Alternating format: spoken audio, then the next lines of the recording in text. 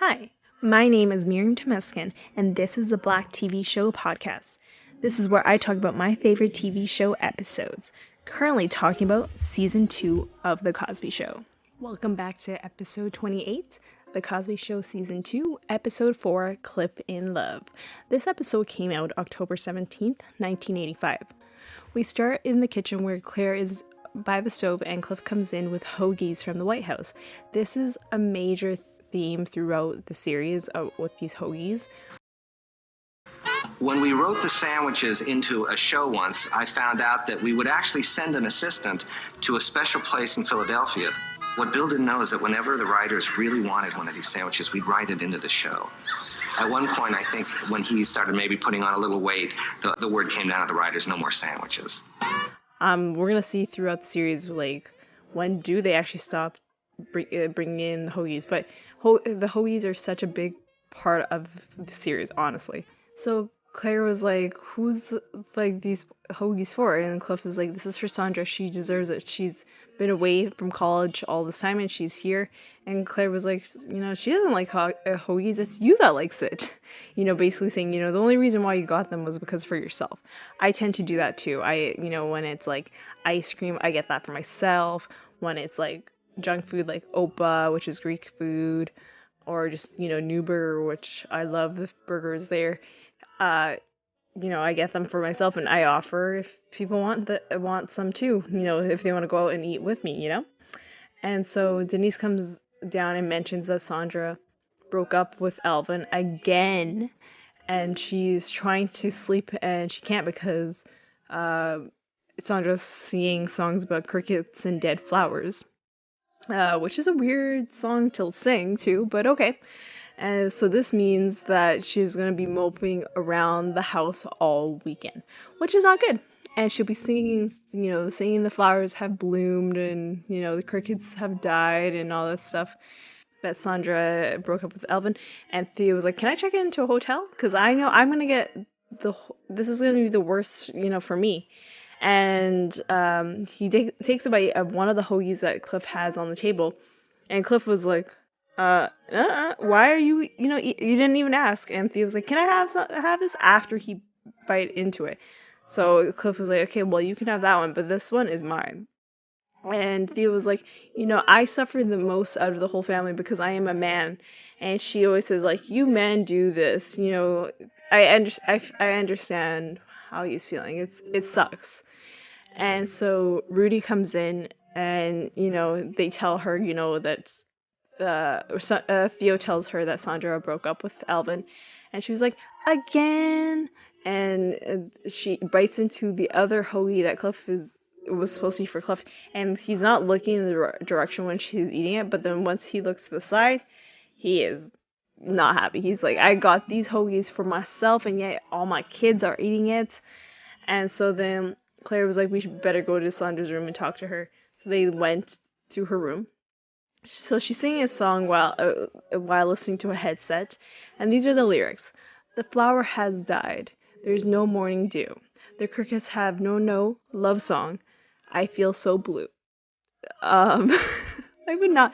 If you're feeling sad, I don't know if I would listen to sad music if I'm feeling sad. I'm not sure. I listen to like I have Apple Music. And, they do these curated playlists for me. And if I was sad, I'd probably listen to the chill mix. But, like, the chill mix isn't sad. It's, like, it's very R&B type. So it's not all sad songs or, happy songs. But I wouldn't listen to this kind of song. And Cliff and Claire come into the room and hear her singing this. And they just, like, look at her weird, whatever. And so they interrupt her singing, and Claire asked if Sandra wants to talk about the breakup with Alvin. And she's like, no, I don't want to. And Claire was like, well, if you do, it might make you feel better. And she was like, I don't want to feel better. I noticed in the scene, there's a post, I don't know if it's like a poster or it's just like a frame photo of Martin Luther King Jr. in the bedroom. I don't know. Do people tend to have leaders like that, and like, Malcolm X on their walls, let me know. It might have been a thing in the 80s, but I feel like that's not a thing now. But I like how they're showing Black history right there. And so then Sandra doesn't want to talk to the parents, so Cliff and Claire get up. And they're about to leave the room, and then all of a sudden she starts talking about what happened. So she said that she was at Roberta's house, and Elvin said that he was going to stop by at 8:30 p.m. She waits, and he doesn't come until 11:30, and she's about to leave to go home, and he comes and asks where she's going. And she was like, how is he the one to say where am I going when he was the one who's late? Like, that's just not right. Like, Sandra asked, like, so Cliff and Claire start asking her question. So Sandra, asks Elvin, where was he? Elvin said, out with the guys. And so Sandra points out that every time he hangs out with the guys, the plans with the guys are way more important than her plans with him, which sucks. I understand what she's feeling. And so then Cliff asks, why do you keep going back to him? We question that. Why do you keep going back to him? And she says, he has a great sense of humor. We have a great time. He's smart. And Cliff asks, when do you have a great time together? And Clara hits him for saying that. And Sandra says, when we're not fighting. And Clara's like, when is that? And Cliff hits Clara. It's so funny. And so Sandra says, when he's not out with the guys. And Claire points out, since you guys are broken up, this is a great opportunity to call someone else and see what's out there, And Sandra was like, I don't want to. I just don't. I'd rather not. And then eventually they get her to say that, her friends have mentioned of a guy that she could be interested in. But, he doesn't live in New York. He goes to school in Ohio. And Cliff says, well, we'll fly him in. He's willing to do that because clearly he doesn't like Elvin. And so Sandra was like, well, maybe he's in New York. He's originally from New York. And Cliff says, well, then call him. And then even Claire was like, call him. And Cliff even says, please. It's so funny. And we see Theo in the kitchen getting a glass of milk. And Sandra comes down the stairs and Theo gives the empty carton to Sandra. And she tries to pour some milk. And all of a sudden she says, you men. The whole world doesn't revolve around you. I feel bad for Theo. Like, he's just trying to have a glass of milk. If someone did that to me, I'll be like, what? I'm just having a milk. Ask, go get milk for yourself if that's the case. I don't know. But it's just like, that's so mean to say. Like, I understand you're having problems, Sandra, but like, you don't do that to your brother. And so Theo gives the glass of milk to her and says, I'm sorry.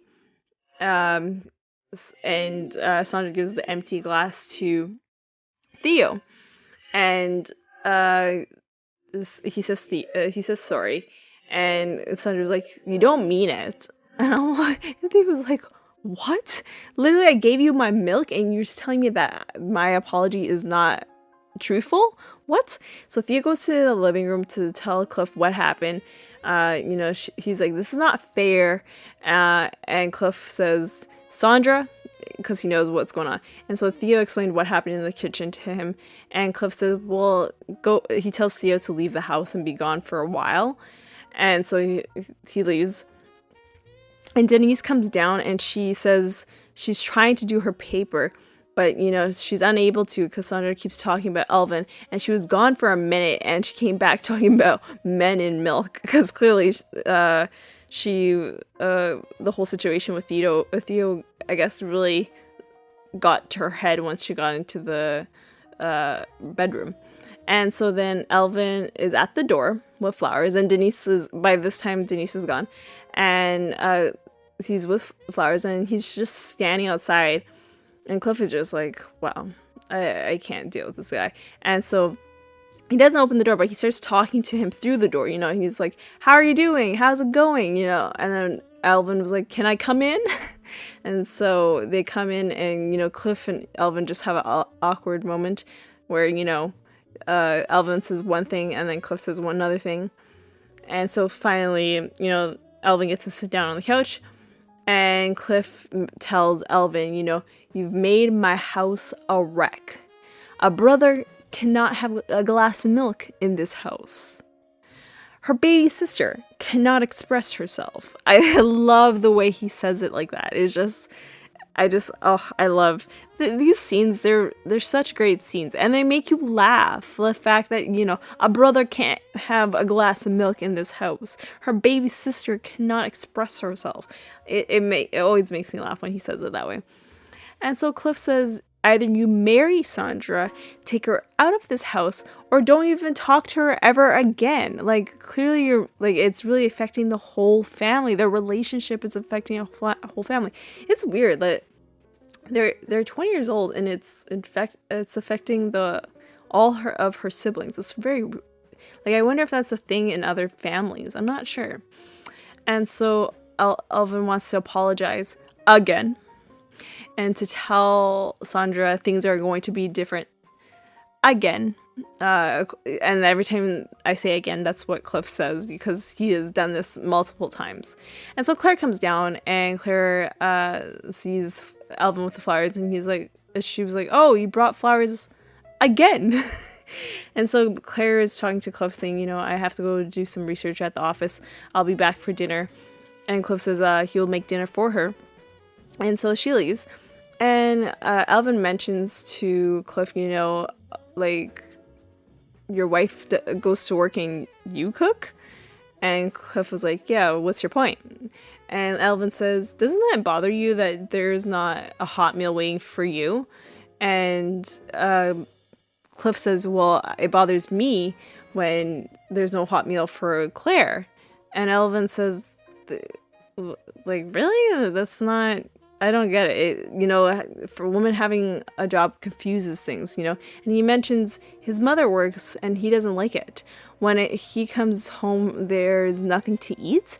And Cliff was like, is your hands broken? That is such a great response. That should be a response to, like, this is now the second episode that we're talking about women being in the kitchen. Because, in the last episode of the Happy Anniversary, Theo talked about, like, the women are going to be the ones cooking, like his girlfriend will be the one cooking.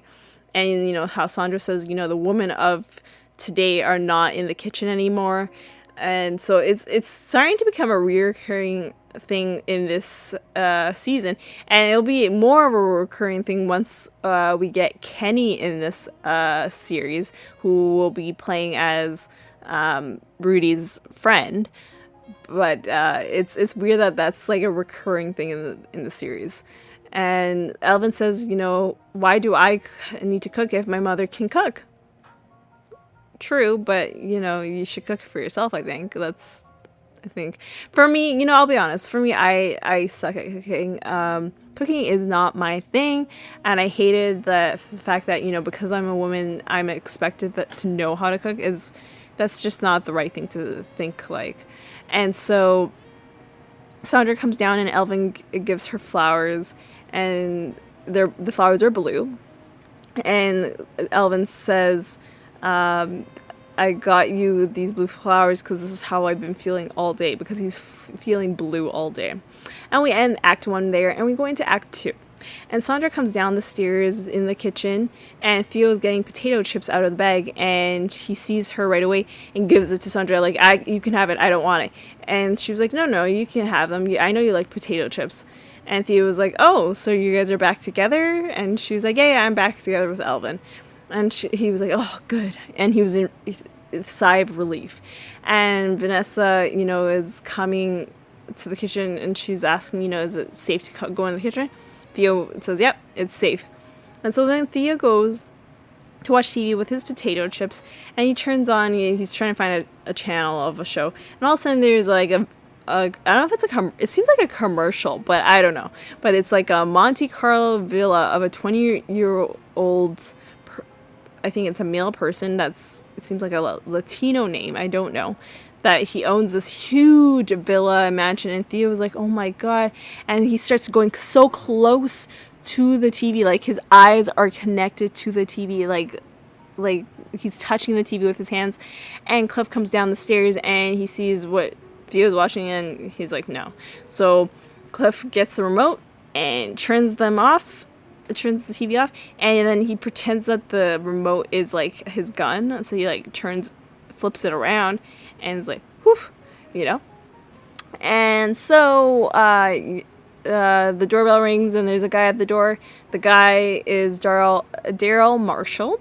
He is Sandra's date for that day, and they're going to a concert. And this is the guy that Sandra called the day before being back together with Alvin. This is the guy that, you know, Cliff and Claire really want her to go with. And so he comes in, and Theo goes and gets Sandra, and Cliff starts asking him questions. And so he asked him, like, what are you doing in school? He's like, I'm in pre-med, and he's planning to go to attend a school in Nashville. And Cliff is just happy when he keeps hearing this stuff, because of course he's a doctor himself. You know, when he hears other people wanting to be doctors, he's excited. And so Cliff says that the institution that he's planning to go to is a really good institution. And so he asks Daryl why he's planning to further her studies, like which practicum, basically, like, because once you go into med school, you get to choose what kind of doctor you want to be. And so he wants to major into radiology, and Cliff is just so happy to hear this kind of stuff. And so then all of a sudden Cliff asks Daryl about, you know, working women, about like, are you okay to be with someone that's works all the time? And Daryl's like, yeah, you know, that's just normal. And then Cliff asks, like, are you okay if there's no hot meals? And Daryl was like, well, in my house, everyone has a turn of having hot meals. And Cliff, you could see he's really happy with that response. And Cliff says, you know, if your wife is at home and doesn't cook, what would you do? And Daryl's like, well, I can cook for myself. Like, I don't need my wife to cook for me. And then Cliff asks, like, your wife is at home and you decide to bring the guys over for a meal, but there is no hot meal. Daryl said it's, you know, not right. Like, I should be calling her first before bringing the guys over. And Cliff is just so happy with these response.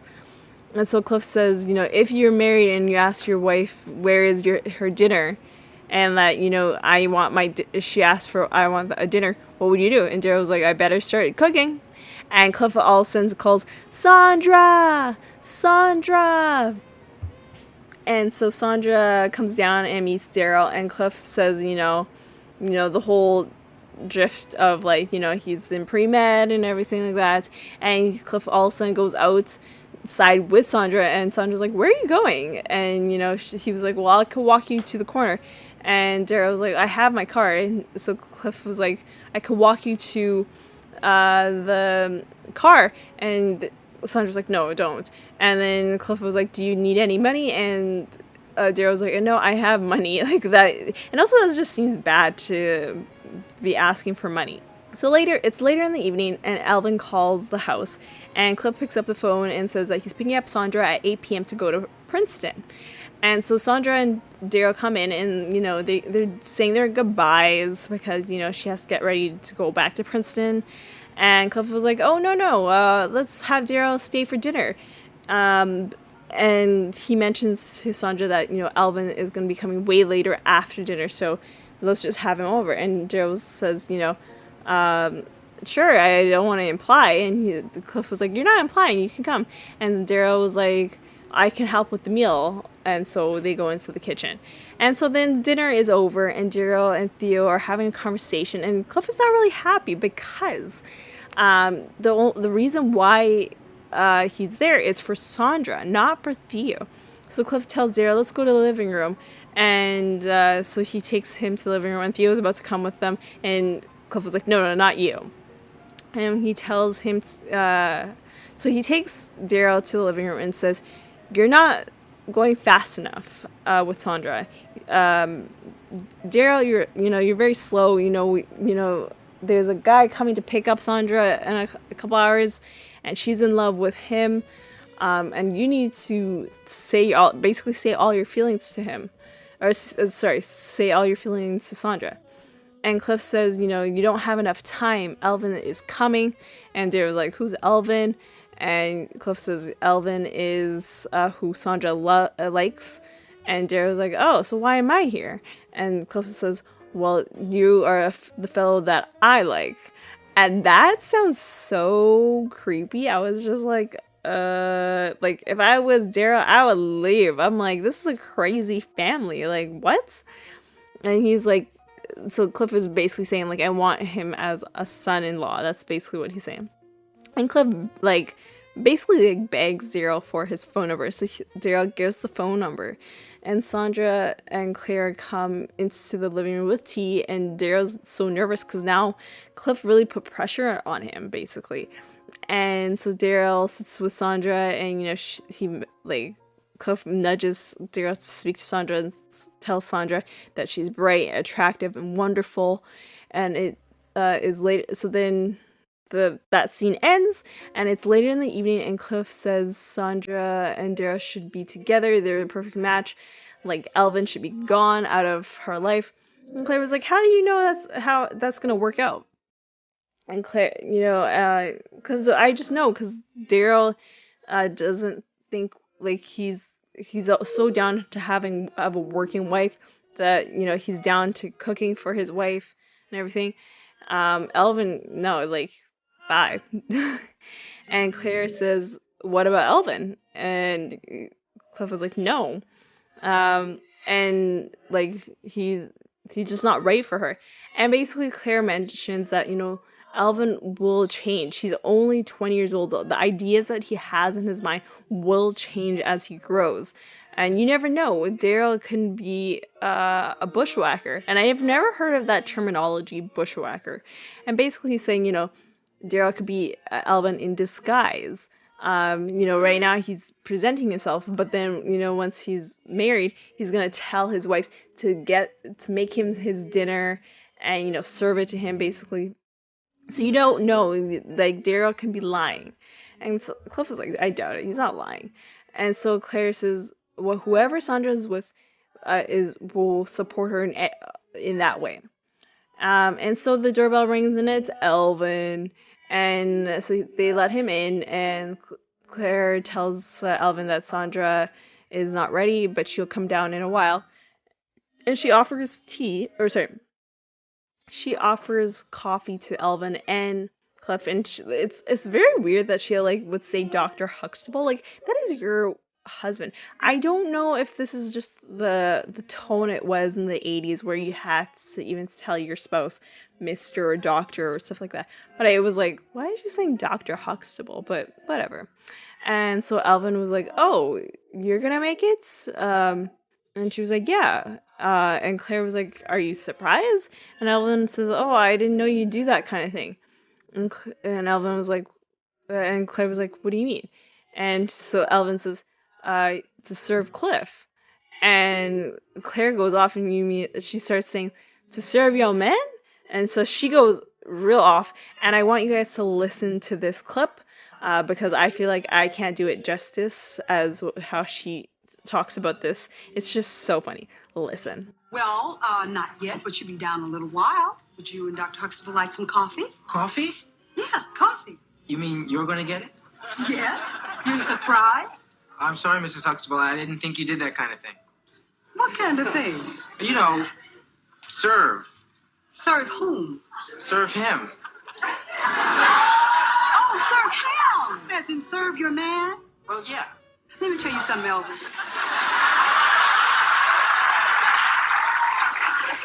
You see, I am not serving Dr. Huxtable, okay? Okay. That's the kind of thing that goes on in a restaurant. Now, I'm going to bring him a cup of coffee just like he brought me a cup of coffee this morning. And that, young man, is what marriage is made of. It is give and take 50-50. And if you don't get it together and drop these macho attitudes, you are never going to have anybody bringing you anything, anywhere, any place, anytime, ever.